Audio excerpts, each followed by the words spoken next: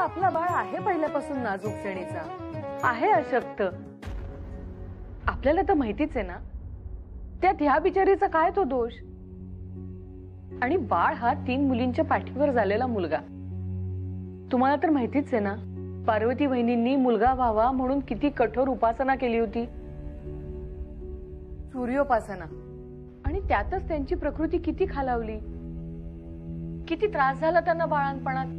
आपल्याला तर माहितीच आहे ना. ह्याचा बाळवर पण परिणाम होणारच ना. म्हणून तर बाळ अशक्त आहे.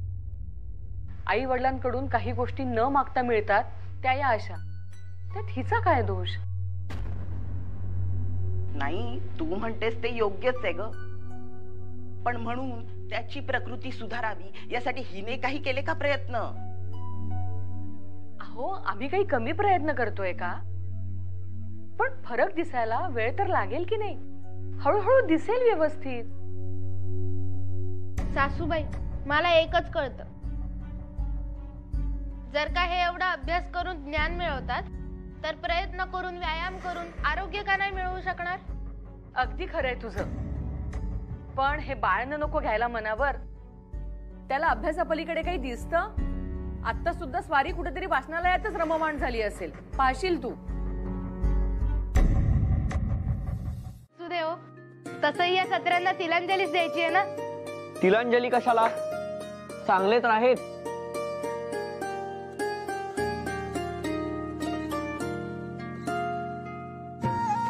असे का बघताय माझ्याकडे, जणू काही मी अनोळखी प्राणी आहे? काय झालं? काय झालं? कसं आहे भामा, आज कुणीतरी भलतच आनंदी होणार आहे बरं का. कुणासाठी तरी विशेष भेट आणलीये. काय काकू, चेष्टा करतेस ना माझी? नाही, थांबा.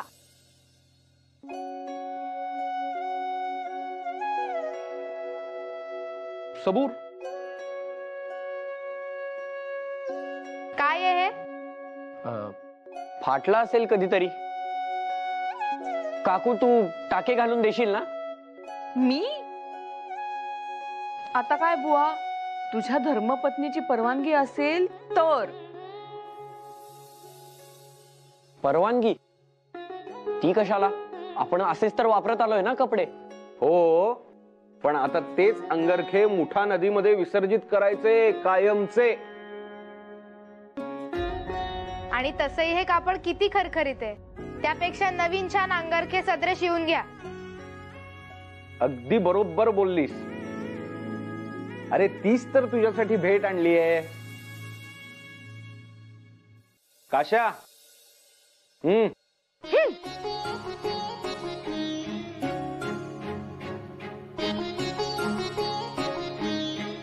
तुझ्या अंगरक्यासाठी हे नवीन कापड मागवलेलं आहे. हे घे दादा.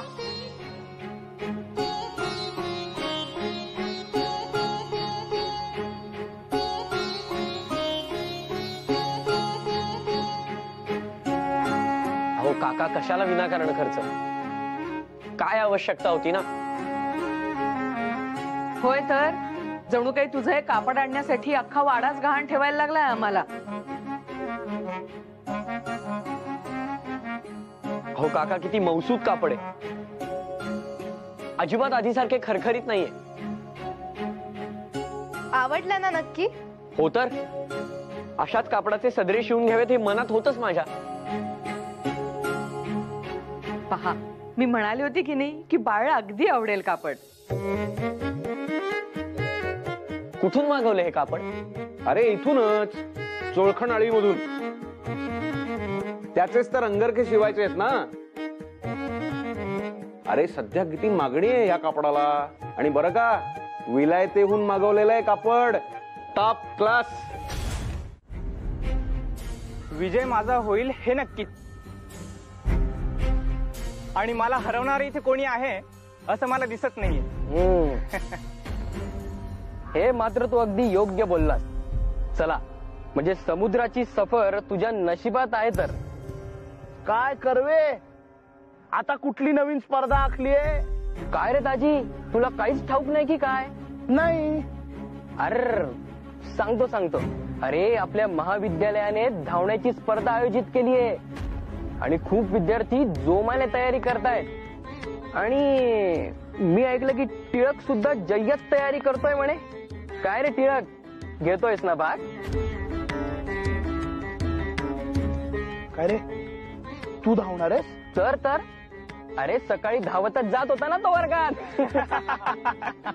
मला नसती धावाधाव करण्यात काहीही रस नाही. मी सांगतोय तुम्ही कोणी भाग घेऊ नका. अभ्यास करा, भलं होईल भलं. शांत हो. अरे अभ्यास काय, तो तर होतच राहील रे. आता मला सांगा, 7 समुद्रापार इंग्लंडला जाण्याची संधी नेहमीच थोडी मिळते. पण तुझ्या नाजूक प्रकृतीला झेपणार नाही ते.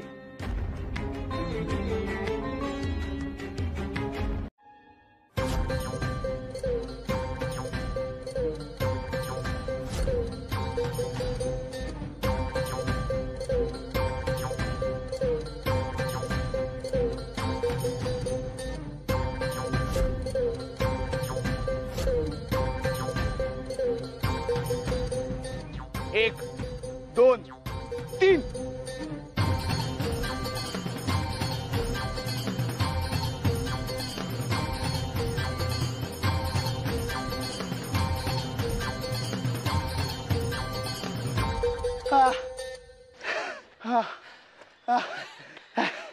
वा बाळ वा, फारच कमी लेखलं रे मी तुला. वाघ निघालास वाघ. तुझी इंग्लंड वारी पक्की.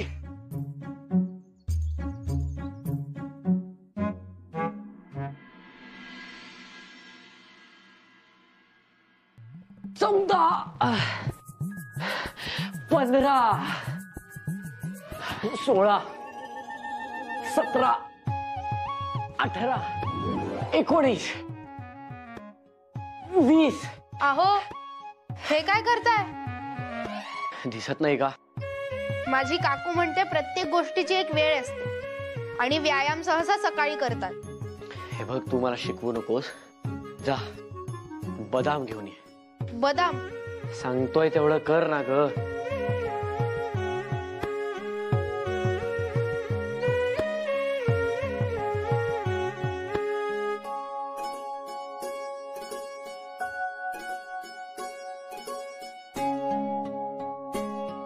अजून काय सेवा करावी?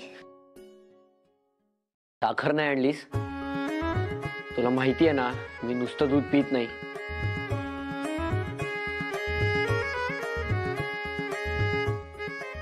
8, 9, 10. साखर? खलबत्ता सांगायला विसरलो. या घरात व्यायाम कोणाचा चाललाय तेच कळत नाही, तुमचा की माझा?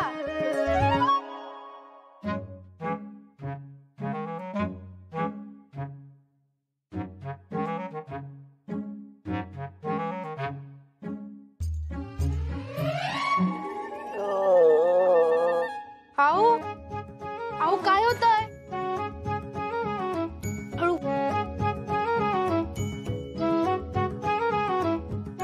इतका कशाला व्यायाम करायचा?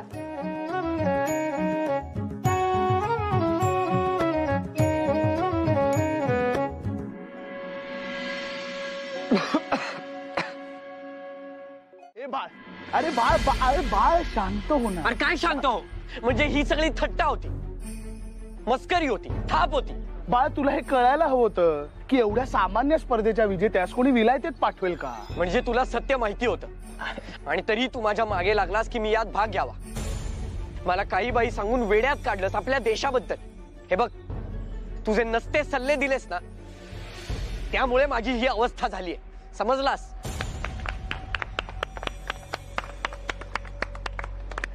अरे टिळक, काय वेड्यासारखा धावलास रे?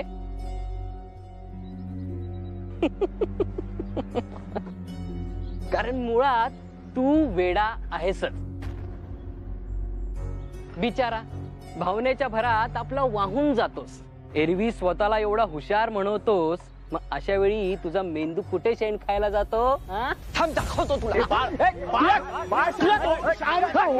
शांत हो ना. आणि कर्वे, ही चेष्टा मस्करी ना एका पातळीपर्यंतच पुरे असते, कळलं? बाळ तू शांत हो आणि जे झालं ते खरंच विसरून जा. विसरून जाऊ म्हणजे तू म्हणलास की विहिरीत उडी मारू आणि तू म्हणलास की विहिरीतनं बाहेर येऊ.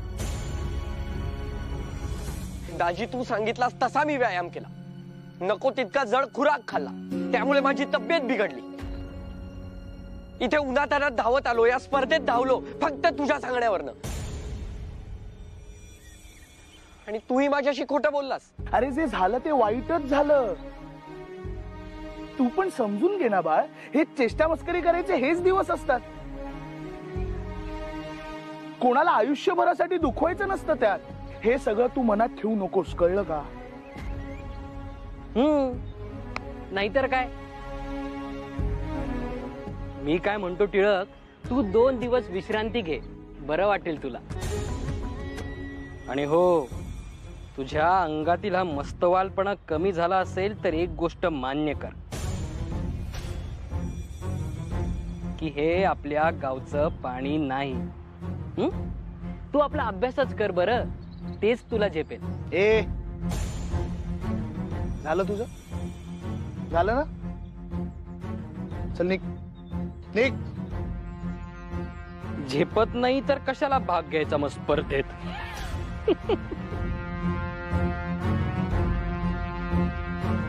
बाळ बाळ मला मला खरंच माफ कर. नाही खरंच मी यांच्या बोलण्याला फसून तुझ्या विरुद्ध वागलो, पण मनात नव्हता तुला त्रास द्यावा. मला ही गोष्ट मान्य आहे की मला हे कळायला हवं होतं की तुझ्या तब्येतीला हे झेपायचं नाही. दाजी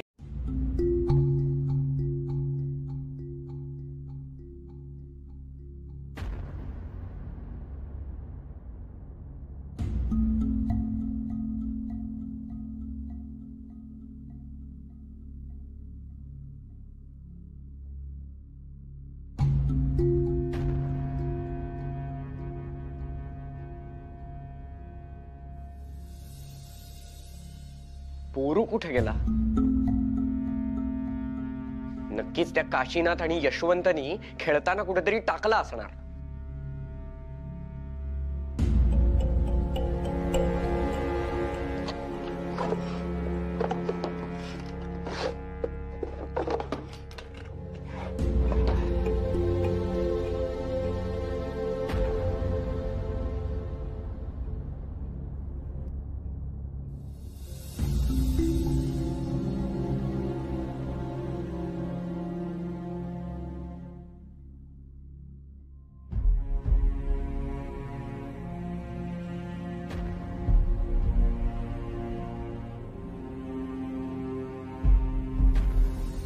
अच्छा इथं होय. कर्वे साहेबांना गणित सोडवून दाखव बघू.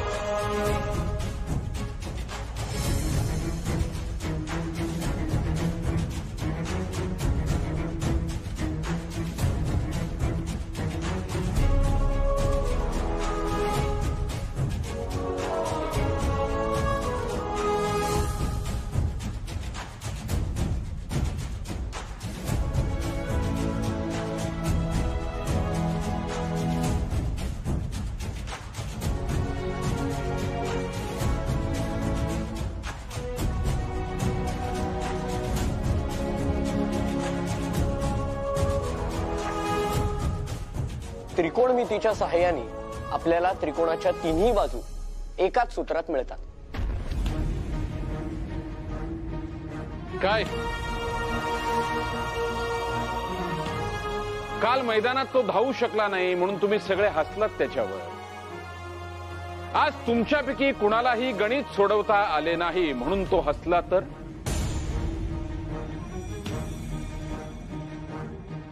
बाळ तसे करणार नाही. आणि हेच बाळचं वेगळेपण आहे. टिळक्या माझा विद्यार्थी आहे या गोष्टीचा मला सार्थ अभिमान आहे.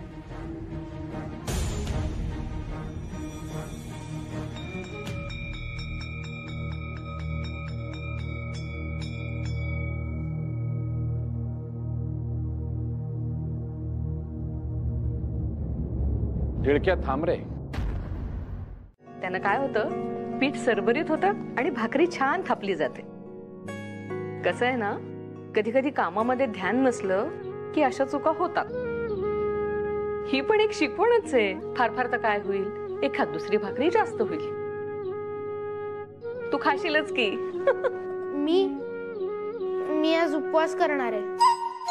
काय उपवास? का ग? तब्येत तर ठीक आहे ना तुझी? अशी का बोलतेस? माझंच चुकलं ना, म्हणून मलाच शिक्षा. शिक्षा? बाई, असं का वाटतंय तुला की तुझं काही चुकतंय? अगं अशा लहान सहान चुका व्हायच्या आहेत. हळूहळू जमेल की तुलाही. तसं नाही, कालपासून बघते ना मी, हे नुसतं चिडचिडच करतायत माझ्यावर. बाळशी तंटा झालेला दिसतोय, तरीच ध्यान नाहीये आज कामात. सासूबाई आज तर डाफरलेच ते माझ्यावर. हो, पण का? काय केलंस तू? तेच तर मला कळत नाहीये, नक्की काय चुकीचं वागले मी. त्यानं काही सांगितलं नाही तुला? छे, आता माझं काही चुकले तर त्यांनी सांगायला नको का? लहान आहे ना मी, तुम्ही सांगता की नाही? म्हणून मीच ठरवले, आपल्या चुकीची शिक्षा आपणच घ्यायची. अगं बाई, म्हणून तू उपवास करणार आहेस? कठीण मुलगी आहेस बाई अगदी.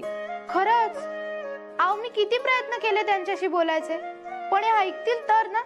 आता यांना कीचक वधाची गोष्ट सांगायला गेले तर न ऐकताच खोलीतून बाहेर काढलं मला. आजही किती बोलले मला, माझ्या कुठल्याही गोष्टीचं कौतुकच नाही मुळी. म्हणून मी पण आज तोंडसुख घेतले. हो ना, उत्तम केलंस बघ भामा. बाळा देखील असं पाहिजेच कुणीतरी. पण आता आपण तरी काय करणार भामा? आपल्या बायकांचा जन्म म्हणजे ना अगदी या पिठासारखा. कुणी कितीही पाणी टाका, मळा, चुरा, नाहीतर अगदी गरम तव्यावर ठेवा, आपण फक्त चटके सोसायचे बघ. आणि भाकरीसारखं शेकून निघायचं, अगदी ताऊन सुलाखून निघायचं. नाहीतर काय, खरं बोलताय तुम्ही सासूबाई. आणि कसं आहे ना, शेवटी आपल्या कुटुंबाला सुद्धा आपल्यासारख्या भाकरीची गरज असतेच की. म्हणजे मला नाही कळलं. माझ्या बहिणी मला भोपळा म्हणतात, आता तुम्ही मला भाकरी म्हणताय? अगं नाही ग वेडाबाई, संसाराची घडी हळूहळू कशी बसवायची हे तुला कळेल. आत्ता तू आधी हात धुवून ये पाहू.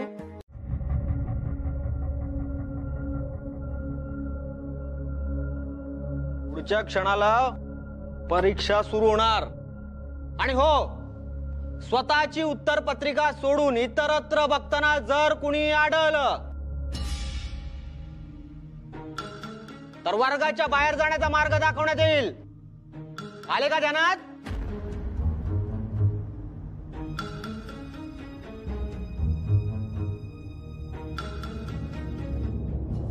काय जमतंय का? चालू दे, चालू दे.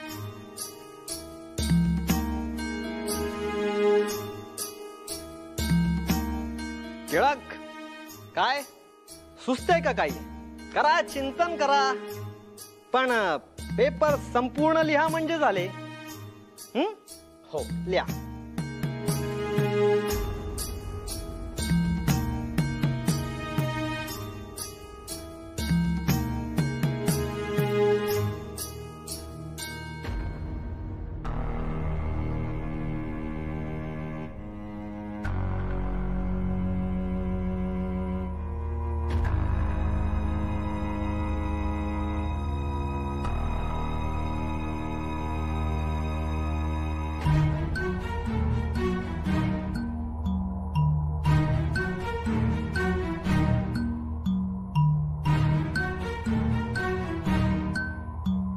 काय रे, असायला काय झालंय?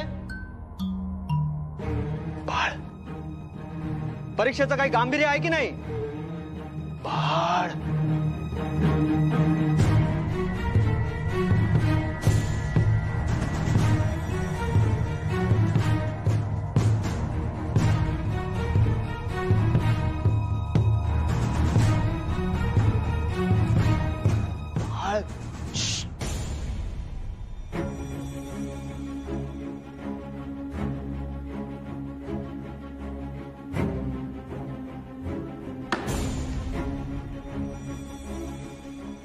घरी काय गुरासारखं राबतोस वाटतं? नाही, इथे येऊन झोपा काढतोयस म्हणून विचारले. सर क्षमा करा, पण मला कारणे देणारी मुले अजिबात आवडत नाहीत. आले ध्यानात? अरे लाज वाटायला हवी. आपलं वय काय, आपण करतोय काय? अरे इतक्या मोठ्या शैक्षणिक वास्तूमध्ये येतात जी त्या द्रष्ट्या ब्रिटिश राज्यकर्त्यांच्या कृपेमुळे तुम्हाला लाभली. त्याचं तरी भान ठेवा. पण नाही, तुम्ही मुलं निर्लज्ज आणि नतद्रष्ट भर वर्गात झोपा काढता. अहो पण गुरुजी, तो खूप हुशार मुलगा आहे. तुम्ही एकदा त्याचा ऐकून तरी. तू त्याची वकिली करू नकोस. हे असे भलते विचार मनातही आणू नकोस. छे छे. अहो पण सासूबाई, आपल्याकडे दुसरा मार्ग तरी कुठे आहे? तुम्हीच तर म्हणलात ना, मामनजी बाहेर गेलेत, लखोबा गावी गेले, कुणाला तरी जावंच लागेल ना. हो, पण म्हणून तू जाणं मला चालायचं नाही. अगं बाई, हे पुणे आहे, पुणे. भले मोठे रस्ते आणि लांबची अंतर, त्यात तू एवढ्या छोट्याशा गावात आलेली. तुला नाही झेपायचं हे सारं. अगं बाई, आणि त्यात तूच कुठे अजून हरवलीस म्हणजे झालंच. नको ती काळजी, माझ्या जीवाला नुसता घोर. म्हणून काय त्यांना उपाशी राहू द्यायचं? आधीच त्यांचे मन स्वस्थ नाही, त्यात ते उपाशी राहणार. मला इथे नाही राहणार सासूबाई. हवं तर मी तुमचा शब्द नाही पाळला म्हणून जी शिक्षा द्याल ती भोगायला तयार आहे मी, पण मला जाऊ द्या. अगं नाही ग भामा, मला चुकीचं नको समजूस. मला राग नाही वाटत तुझा, उलट काळजीच वाटतीये. एवढीशी पोर तू, एकट्या बाई माणसानं इतक्या लांबवर जायचं, त्यासाठी घराचा उंबरा ओलांडायचा. कोणी पाहिलं तर काय म्हणतील? मलाही त्याच विचाराने भय वाटतं. पण आता या प्रसंगात कोण येणार आहे आपल्या मदतीला? कोणीच नाही. माझा जीव यांच्यासाठी तुटतोय. भामा, तुझा कळवळा मला समजतोय ग, पण मी हतबले. हे घरात नाहीये, मी एकटी कसा निर्णय घेऊ? तू पण जरा माझी अडचण समजून घे ना ग. म्हणजे पत्नी म्हणून मीच माझ्या कर्तव्यात चुकले असाच अर्थ झाला ना. आई, अगं मी असताना तू कशाला काळजी करतेस? अण्णा घरी नाहीयेत, पण त्यांचा हा थोरला मुलगा तर आहे. मी जातो वहिनी सोबत, म्हणजे तीही एकटी राहणार नाही आणि तुलाही शांत वाटेल. आणि मुख्य म्हणजे दादाला वेळेवर जेवण मिळेल. भाऊजी, तुम्ही याल माझ्यासोबत? किती चांगली कल्पना आहे. म्हणजे बघा ना, ह्याने सगळंच साध्य होईल. ते सारं ठीक आहे, पण बर एक वेळ हा येईल तुझ्यासोबत. पण तुम्ही दोघं जाणार कसे? रस्ता माहितीये तुम्हाला? आणि कुठं जायचंय, ते ठिकाण कुठे हे तरी माहितीये का? अहो ह्यांनीच नाही का सांगितलं ना, काय ते डेक्कन का काहीतरी कॉलेज. अगं पण तुम्ही जाणार कसे? चालतच ना. तुम्हाला पोहोचेपर्यंत किती उशीर